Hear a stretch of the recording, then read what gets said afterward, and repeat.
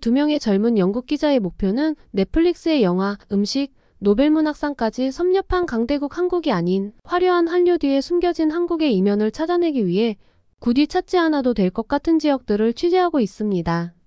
하지만 그들이 발견한 것은 전혀 예상치 못한 모습이었죠. 전통과 현대가 조화를 이루는 놀라운 풍경, 강인한 정신력으로 무장한 사람들, 그리고 따뜻한 정이 넘치는 공동체까지 오히려 또 다른 한국의 모습을 알게 되었는데요. 과연 그들에게는 어떤 일이 있었던 걸까요? 그들의 편견을 깨뜨린 감동적인 여정, 오늘의 사연 함께 가보시죠. 잠깐 사연을 시작하기 전 구독과 좋아요는 영상을 만드는데 큰 힘이 됩니다. 안녕하세요. 저는 BBC의 스타 기자 사라 윌리엄스입니다. 제가 오늘 여러분께 들려드릴 이야기는 제 인생을 완전히 바꿔놓은 한국에서의 경험담이에요. 하지만 그 전에 제 이야기부터 잠깐 해볼게요. 어릴 적부터 저는 언어와 문화에 푹 빠져 있었어요. 제 방 벽에는 세계 지도가 붙어 있었고 틈만 나면 외국어 단어를 외웠죠. 방 안 가득 붙여진 단어들 뿐만 아니라 화장실에서도 여러 문장을 적어놓은 것들이 한가득이었죠. 이런 관심들로 대학에서 언어학을 전공하였고 그 중에서도 아시아 문화, 특히 한국에 관심을 갖게 됐어요. 그 계기가 된 건 우연히 본 한국 영화 기생충이었어요. 충격적인 반전과 깊은 감동까지 그 영화를 보고 난 후 저는 한국어를 배우기 시작했죠. 그렇게 영어, 중국어, 스페인어에 이어 한국어까지 4개국어를 구사하게 됐어요. BBC에 입사한 후 저는 아시아 문화 전문 기자로 자리 잡았어요. 한류가 세계를 강타하기 시작할 때 저는 그 현상을 가장 먼저 보도한 기자 중 하나였죠. 방탄소년단이 빌보드 차트 1위에 오르던 날, 기생충, 오징어 게임 등등 한류의 모습들이 세계 곳곳을 뒤흔들 때면 저는 밤을 새워가며 특집 기사를 썼어요. 그때부터 제 별명이 K사라가 됐다니까요. 그러던 어느 날 BBC 런던 본사 회의실에서 인생을 바꿀 제안을 받게 됐어요. 한국의 이면, 화려한 한류의 모습 뒤에 숨겨진 진짜 한국의 모습을 취재하라는 거였죠. 가슴이 두근거렸고 드디어 제가 그토록 동경하던 한국의 진면목을 볼 수 있는 기회가 온 거예요. 그런데 이게 웬일이죠? 제 파트너로 중국 출신의 메이린이 지정된 거예요. 처음 그녀를 봤을 때 솔직히 좀 당황스러웠어요. 차가운 표정에 날카로운 눈빛, 뭔가 거리감이 느껴졌거든요. 메이린은 중국 최고의 언론대학을 나온 실력자예요. BBC에 입사한 지 얼마 되지 않았지만 그녀의 날카로운 분석력과 뛰어난 글솜씨로 이미 주목받고 있었죠. 하지만 그녀의 강한 자부심과 경쟁심은 때때로 동료들과의 관계에 걸림돌이 되기도 했어요. 항상 완벽을 추구하는 메이리는 취재 현장에서 끈질기게 파고들고 편집실에서는 밤을 새워가며 기사를 다듬곤 했어요. 그녀의 열정과 노력은 인정받을 만했지만 동시에 그녀의 날카로운 비판과 높은 기준은 주변 사람들을 긴장시키기도 했죠. 특히 아시아 관련 뉴스에서는 그녀의 중국 중심적 시각이 종종 문제가 되곤 했어요. 한 번은 한국의 경제 성장에 대한 기사를 쓰면서 중국의 영향을 지나치게 강조해 편집장과 말다툼을 벌이기도 했죠. 그녀의 고집스러운 태도는 때로 팀 프로젝트에서 갈등의 원인이 되기도 했어요. 어느 날 편집장님이 최근 한국 문화의 세계적인 인기에 대해 설명하시는데 정말 놀라웠어요. 방탄소년단의 다이너마이트가 빌보드 핫 100 차트 1위를 7주나 지켰다는 이야기부터 오징어 게임이 넷플릭스 역사상 가장 많이 본 드라마가 됐다는 소식까지 놀라움의 연속이었죠.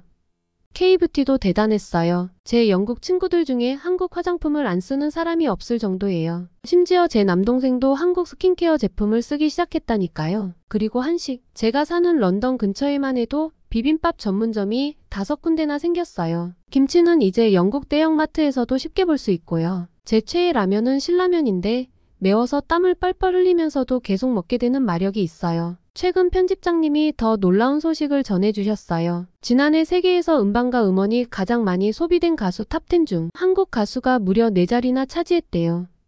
그리고 이제는 영국에서도 K-팝의 영향력을 무시할 수 없게 됐나 봐요. BBC1에서 메이드 인 코리아 더 K-팝 익스피리언스라는 새로운 예능 프로그램을 만들었고 영국의 신생보이 밴드 디어 앨리스가 100일 동안 한국에서 K-팝 아이돌 훈련을 받는 내용도 이슈가 되었죠. 심지어 전 엑스팩터 심사위원장인 사이먼 코엘도 넷플릭스에서 보이 밴드를 직접 발굴하는 프로그램을 만들고 있다고 하더라고요. K-팝의 영향력이 얼마나 대단한지 실감났어요. 이런 이야기를 하는데 옆에 앉은 메이린의 표정이 영 시큰둥해 보였어요. 브리핑이 끝나고 메이린과 이야기를 나눠봤는데 깜짝 놀랐어요. 그녀는 한국 문화의 성공이 뭐 그리 대단해? 5000년 역사를 자랑하는 중국 문화에 비하면 아직 한참 멀었지 라며 한국을 무시했죠. 순간 제 귀를 의심했어요. 하지만 이내 그녀의 배경을 이해하게 됐죠. 메이린에게 한국은 여전히 작은 나라일 뿐이었나 봐요. 그런데 흥미로운 건 업무가 끝난 후 그녀의 책상에서 한국 드라마 대본을 본 적이 있어요. 어쩌면 그녀도 내심 한국 문화에 관심이 있는 걸지도 모르겠다는 생각과 최근 한류에 대한 세계적 영향력의 이유를 알고 싶었던 건 아닐까 생각했죠. 우리는 한국 취재를 위해 한국행 비행기에 올랐어요. 비행기 안에서 우리는 계속 이야기를 나눴어요. 제가 한국의 문학이나 전통시에 대해 얘기하자 메이리는 중국 고전시를 읽어봐. 그게 진정한 시야. 라고 받아쳤죠. 김치 얘기를 하자 그녀가 말했어요. 김치? 그거 원래 중국 음식이야. 한국이 베낀 거지. 라며 반박만 했죠. 순간 화가 났지만 참았어요. 대신 그럼 우리가 직접 가서 확인해보자고 제안했죠. 인천공항에 도착하면서 저는 이번 여정이 단순한 취재를 넘어설 거란 느낌이 들었어요. 한국의 진짜 모습을 발견하는 것뿐만 아니라 서로 다른 우리의 시각이 어떻게 변화할지 정말 궁금했거든요. 메이린의 편견과 고집이 걱정되면서도 한편으로는 그녀의 날카로운 시선이 이번 취재의 새로운 관점을 제공해줄 수 있지 않을까 하는 기대도 있었답니다. 그리고 저희는 인천공항에서 제주도로 향하는 비행기에 올랐어요. 우리의 첫 목적지인 제주도에 도착했고 제주공항에 발을 딛는 순간 신선한 바닷바람이 우리를 반겼죠. 메이린과 저는 서로 다른 감정을 안고 있었어요. 저는 설렘으로 가득 찼지만 메이린의 표정은 여전히 회의적이었어요. 우리의 첫 일정은 해녀 박물관 방문이었어요. 박물관에 들어서자 제주 해녀들의 역사와 문화가 생생하게 펼쳐졌어요. 수세기 동안 이어져 온 해녀들의 용기와 인내, 그리고 독특한 문화에 대해 배우면서 저는 점점 더 매료되어 갔어요. 특히 해녀들의 전통 장비인 태왁과 비창을 직접 보면서 이 도구들로 깊은 바다를 누비는 해녀들의 모습을 상상해 보았죠. 박물관 관람을 마치고 우리는 80대의 해녀 할머니를 만났어요. 할머니의 주름진 얼굴에는 평생 바다와 씨름해온 흔적이 고스란히 새겨져 있었죠. 할머니는 15살 때부터 65년간 해녀 일을 해오셨다고 해요. 그 긴 세월 동안 할머니는 4명의 자녀를 키우고 학교에 보냈다고 해요. 바다에서 캐낸 전복과 소라, 미역으로 자식들을 먹이고 입히고 가르쳤다는 이야기를 들으며 해녀들의 강인함과 모성애에 깊은 감동을 받았어요. 할머니는 지금도 일주일에 서너 번 바다에 나간다고 하시더라고요. 나이는 숫자에 불과해. 바다는 내 몸이고 영혼이야. 죽을 때까지 해녀로 살 거야. 이 말씀을 들으며 메이린의 눈에서도 감동의 빛이 반짝이는 걸 볼 수 있었어요. 다음으로 우리는 젊은 해녀들을 만났죠. 놀랍게도 20대, 30대의 젊은 여성들이 이 전통을 이어가고 있더라고요. 그들은 전통적인 해녀 문화를 지키면서도 현대적인 방식으로 변화를 꾀하고 있었어요. SNS를 통해 해녀 문화를 알리고 해산물 온라인 판매, 해녀 체험 프로그램 운영 등 다양한 활동을 하고 있었죠. 전통을 지키면서도 시대에 맞게 변화하는 그들의 모습에서 해녀 문화의 미래를 볼 수 있었어요. 그 후 우리는 직접 해녀 체험을 해보기로 했어요. 차가운 바닷물에 몸을 담그고 잠수를 시도하는 순간 해녀들의 일상이 얼마나 힘든지 몸소 체험할 수 있었어요. 물속에서 겨우 소라 하나를 건져 올리는데도 숨이 턱까지 차올랐죠. 이렇게 힘든 일을 매일 하는 해녀들의 강인함에 다시 한번 놀랐어요. 체험을 마친 후 우리는 해녀들이 직접 잡은 해산물로 만든 음식을 맛보았어요. 방금 잡아 올린 전복 삼합과 소라무침, 해녀들이 직접 말린 미역으로 끓인 국 등 싱싱하고 담백한 맛에 메이린도 연신 감탄사를 내뱉었어요. 특히 해녀 할머니가 들려주신 각 요리에 얽힌 이야기들이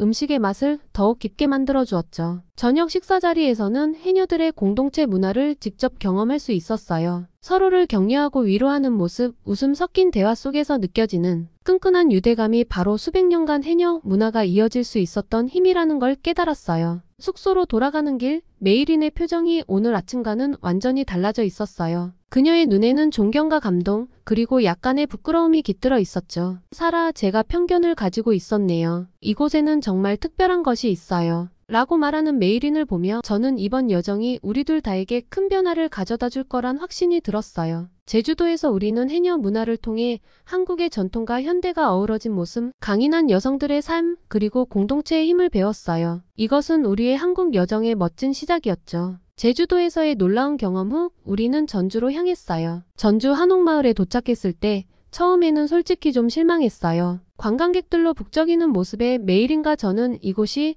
진정성 없는 관광지처럼 느껴졌죠. 하지만 우리의 첫인상은 곧 바뀌게 되었어요. 한옥장인 선생님을 만나면서부터였죠. 70대의 선생님은 50년 넘게 한옥을 지어오신 분이에요. 그의 작업실에 들어서자 나무 향기가 가득했어요. 선생님은 우리에게 한옥의 구조와 철학에 대해 설명해 주셨어요. 한옥이 자연과 조화를 이루는 삶의 공간이며 모든 재료가 자연에서 왔다는 점을 강조하셨죠. 하지만 현대인의 생활에 맞게 조금씩 변화하고 있다고 하셨어요. 실제로 우리는 전통 한옥의 현대적 요소를 가미한 새 한옥을 볼 수 있었어요. 전통적인 기와지붕 아래 대형 유리창이 있는 모습이 인상적이었죠. 에어컨이나 바닥 난방 같은 현대적 시설도 한옥의 미관을 해치지 않게 설계되어 있었어요. 메이린도 이런 방식으로 전통을 지키면서 현대화할 수 있다는 점에 감탄했어요. 다음으로 우리는 전통 한복장인 김 선생님의 작업실을 방문했어요. 김 선생님은 40년 넘게 오직 전통 방식으로만 한복을 만들어 오신 분이에요. 작업실에 들어서는 순간 형형색색의 비단들과 정교한 자수들이 눈길을 사로잡았죠. 김 선생님은 우리에게 전통 한복의 역사와 의미에 대해 자세히 설명해 주셨어요. 조선시대 왕실에서 착용하던 원산부터 서민들의 일상복까지 각 한복의 형태와 색상, 문양에는 깊은 의미가 담겨 있다고 해요. 특히 인상적이었던 건 한복의 선과 색의 조화가 자연의 아름다움을 표현한다는 점이었어요. 우리는 김 선생님의 작품 중 하나인 전통 혼례복을 입어볼 기회도 가졌어요. 화려한 색동의 소매와 금박으로 장식된 옷긴, 풍성한 치마의 실루엣까지 거울 속 우리의 모습은 마치 조선시대 왕비가 된 것 같았죠. 메이린도 한복의 아름다움에 완전히 매료되었어요. 점심시간, 우리는 한식명인 박영희 선생님과 함께하는 요리 클래스에 참여했어요. 비빔밥 만들기 수업이었는데 단순한 요리가 아니라 한국 음식 문화의 정수를 배우는 시간이었죠. 박 선생님은 비빔밥이 색의 조화, 맛의 조화, 영양의 조화라고 설명해 주셨어요. 오방색을 사용해 건강과 미를 동시에 추구한다는 점이 인상적이었죠. 저녁에는 한옥 스테이를 체험했어요. 현대식 침구가 놓인 전통 한옥방에서 하루를 보내며 전통과 현대의 조화를 몸소 체험할 수 있었죠. 전주에서의 경험은 우리에게 전통과 현대의 조화라는 새로운 시각을 제시해 주었어요. 한국 문화의 유연성과 적응력을 엿볼 수 있었죠. 동시에 전통을 온전히 지키는 것의 중요성도 깨달았어요. 이런 모습은 우리가 앞으로 만날 한국의 모습에 대한 기대를 한층 더 높여주었어요. 전주에서의 감동적인 경험 후 우리는 마지막 종착지인 하동으로 향했어요. 솔직히 말해서 하동으로 가는 길에 메이린과 저는 조금 걱정이 됐어요. 한국의 농촌이 어떤 모습일지, 혹시 쇠퇴하고 있는 건 아닐지 우려했거든요. 하지만 하동에 도착하자마자 우리의 걱정은 기우였다는 걸 알게 됐어요. 마을 입구에서 우리를 맞이한 건 놀랍게도 대형 LED 전광판이었어요. 스마트 농업의 메카 하동에 오신 것을 환영합니다.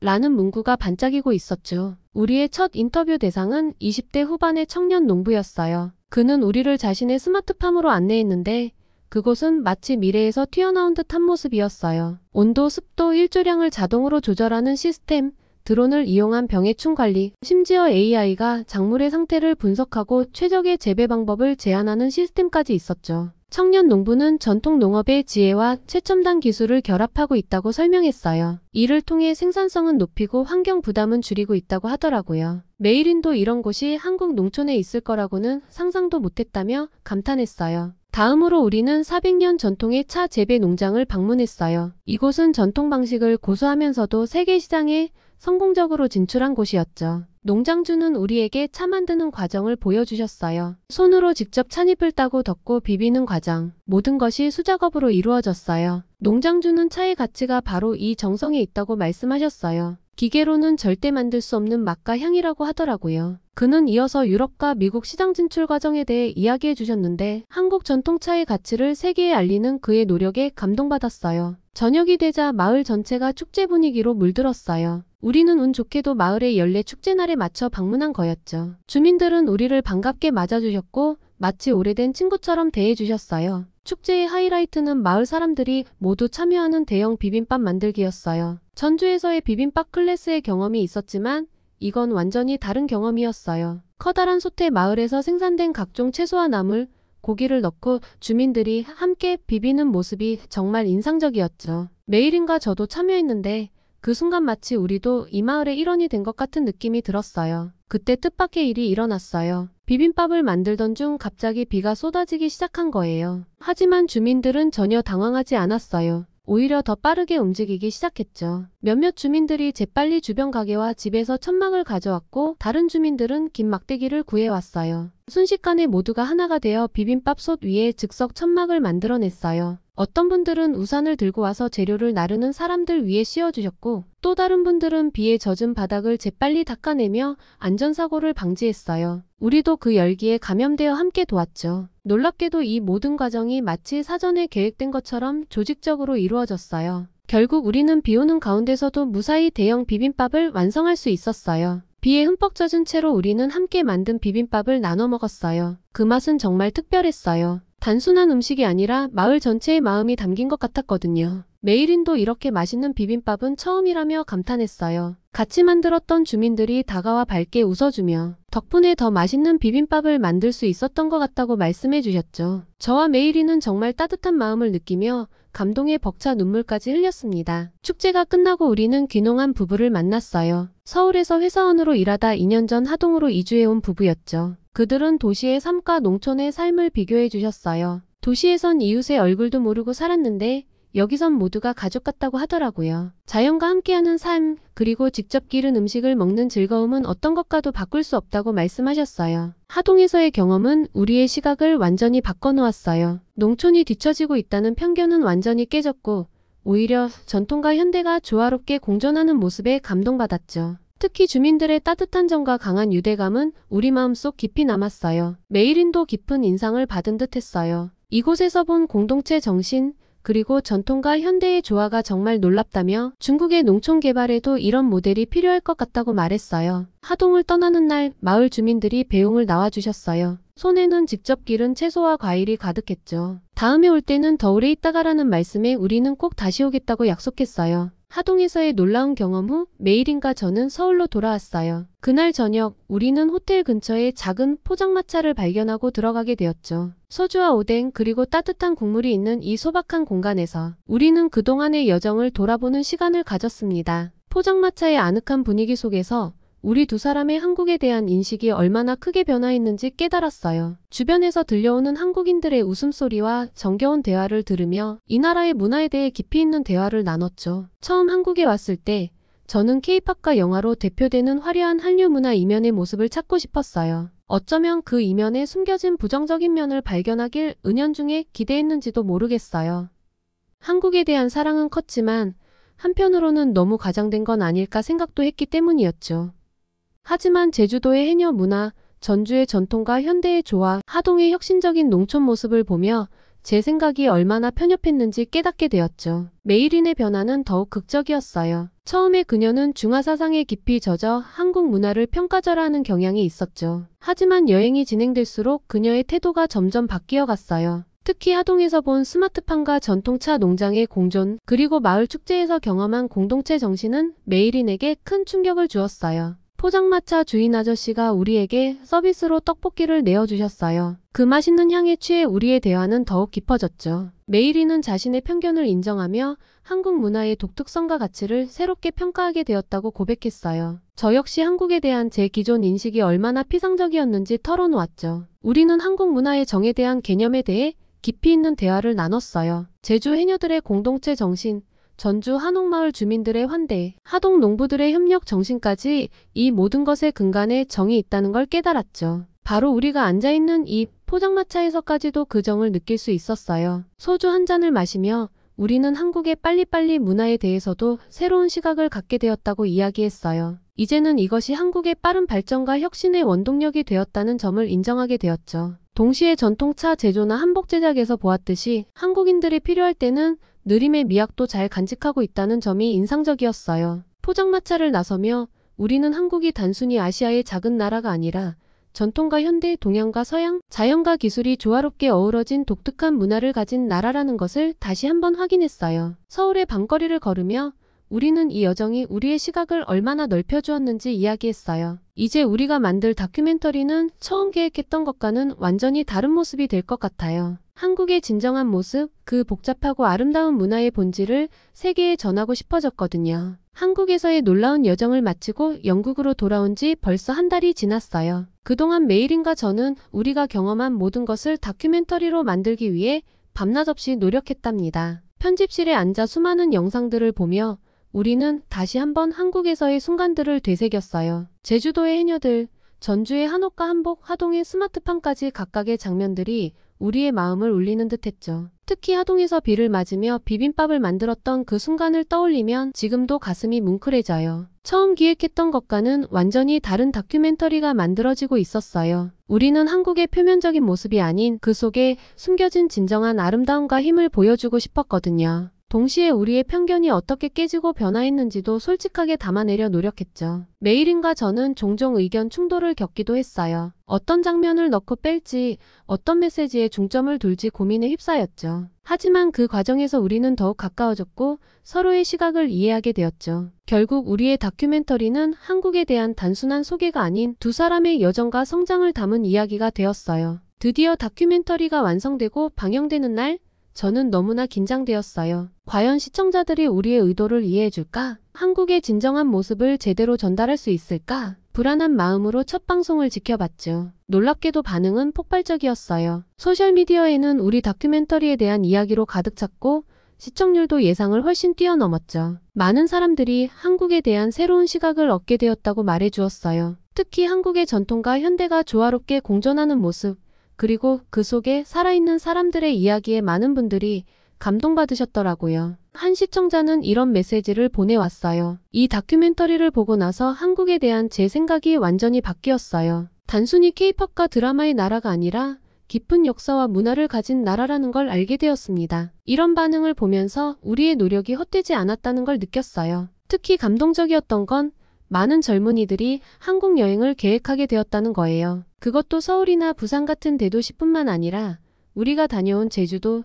전주, 하동 같은 곳들을 가보고 싶다고 하더라고요. 우리의 다큐멘터리가 사람들의 시야를 넓혀주었다는 사실이 정말 기뻤어요. 이 프로젝트는 저와 메이린에게도 큰 변화를 가져다 주었어요. 저는 이제 단순한 문화 전문 기자가 아니라 문화 간 이해의 중요성을 전파하는 전달자가 되었다고 느껴요. 메이린도 중국으로 돌아가 한국과 중국 문화의 연결점을 탐구하는 새로운 프로젝트를 시작했대요. 무엇보다 우리 둘 다 편견이라는 것이 얼마나 위험한지, 그리고 직접 경험하고 이해하는 것이 얼마나 중요한지 깨달았어요. 처음 한국에 갔을 때 우리가 가졌던 선입견들이 얼마나 잘못되었는지, 그리고 그것들이 어떻게 깨져나갔는지를 돌이켜보면 부끄러우면서도 한편으로는 감사한 마음이 들어요. 다큐멘터리의 마지막 장면은 하동에서 찍은 영상이에요. 비가 오는 가운데 마을 사람들과 함께 비빔밥을 만들던 그 순간의 장면을 보며 저는 이렇게 내레이션을 했어요. 우리가 한국에서 발견한 건 단순한 관광지가 아니었습니다. 전통과 현대가 조화를 이루는 곳,